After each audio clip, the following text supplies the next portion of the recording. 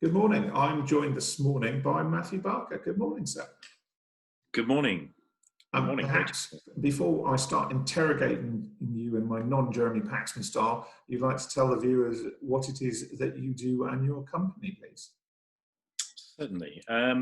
So I'm, unlike probably most of you listening to this, I'm in a different industry. I'm actually a laundryman. So my company, Barker Group, is a commercial laundry. We specialise not in hotels and restaurants. So fortunately for us, we're not in hospitality. We actually specialise in our core business is delivering domestic laundry to private end clients. We do this in quite a big scale across central southern England and greater London. We do have some spin-offs as well. I have a small chain of dry cleaners, so I'm involved with property in that sense. We also manufacture now. We manufacture bed linen in India, and we manufacture shirts and detachable collars, which is a rather unusual market, one that is international for us. So we wholesale shirts and collars across the globe. So that's I'm not wearing so many collars these days. Nobody is, unfortunately. It's all right. It'll come back. It'll be back. We'll all be back in our offices soon enough. So without further ado, here are our 5 lockdown questions. So question 1, what would you have done differently with your business if you'd been given, say, 2 months notice that COVID-19 was going to hit us?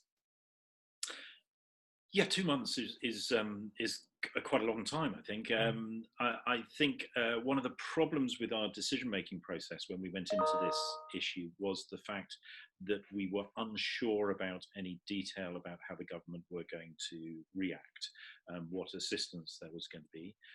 It was certainly very much an unknown time for everybody.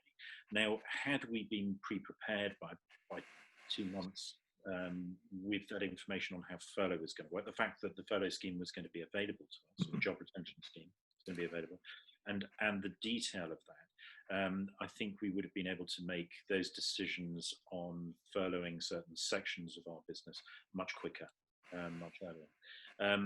As it is, we did react very quickly, and we were able to mitigate a lot of our losses very quickly.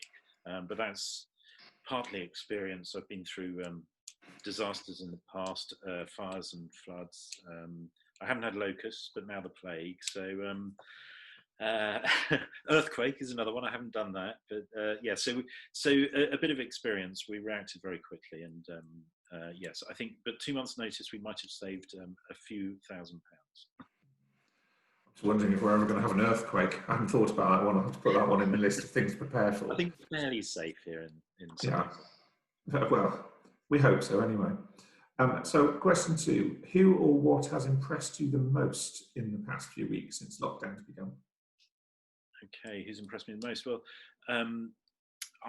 it's difficult to say there's any individual, but I think the thing that has impressed me the most, the thing I've been really pleased about, is actually the community spirit.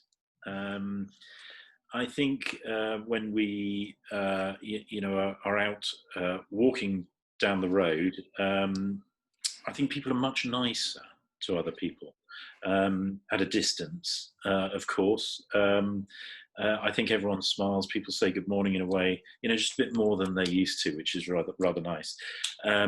So community spirit really is probably the thing that really stands out for me most of all. And I really hope that with the opportunity of lockdown, that this kind of feeds into family life as well, and brings families that live together, closer together. So that's. I agree with that, although I'm not so sure my kids are that happy to see me every day, but we're working on it. So question 3, describe something you've enjoyed the most during this period. Sorry, something I've enjoyed the most during this period. Enjoyed the most. There is definitely a sense of peace, and I feel like life has slowed down. And I did have a frustration in my life prior to this that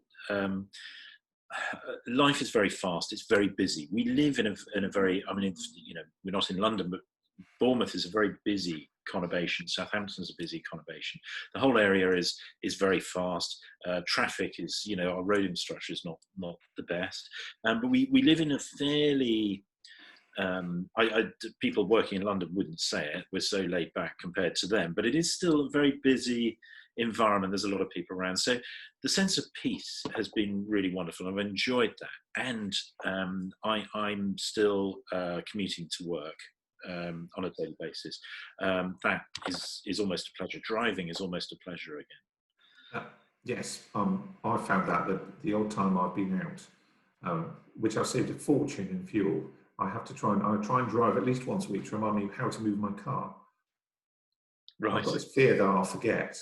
The question four, what do you think the biggest change to your industry will be after this lockdown period has ended?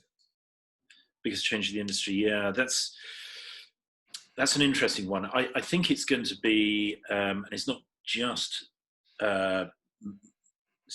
my industry. I think this is probably true across a lot of industries, but I think it's going to be greater diversification.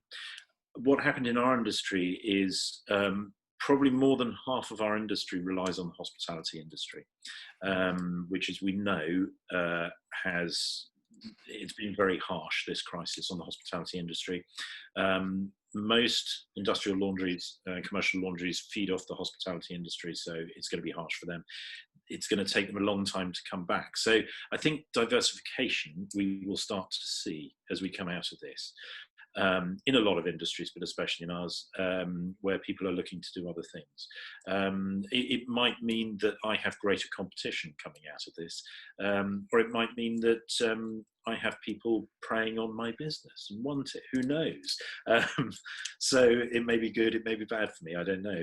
Either way, we are diversifying. One of the things which I mentioned is we're very lucky to have an extensive collection and delivery business.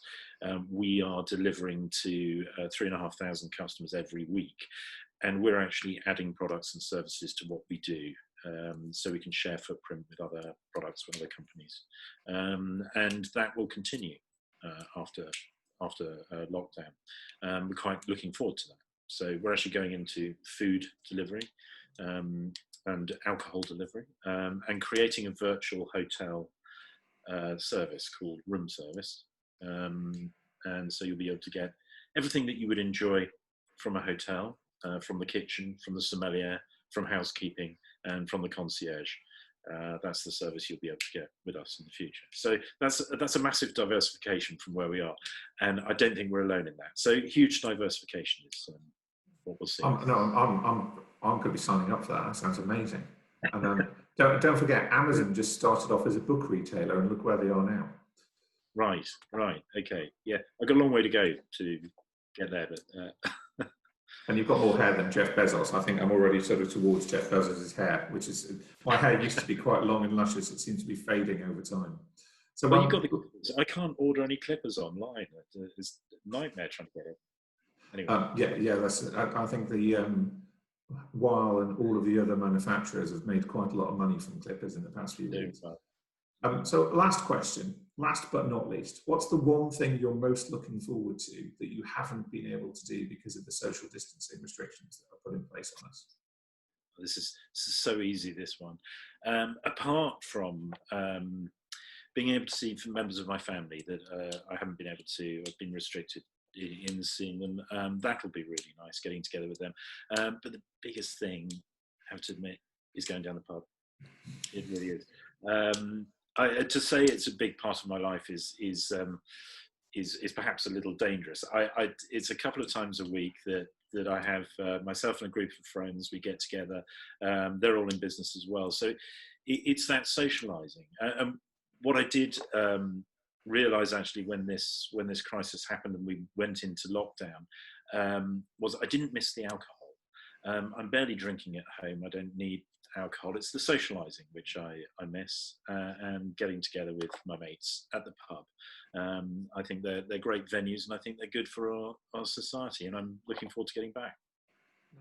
I think you're not alone in that, and a lot of people I've spoken to in the past few weeks, including myself, we all think That's a pretty good idea. We've had lots of virtual quizzes with family and friends and work colleagues, but it's not the same as actually socialising with others in a relaxed environment, where you don't have to do the clearing up afterwards as well, I find.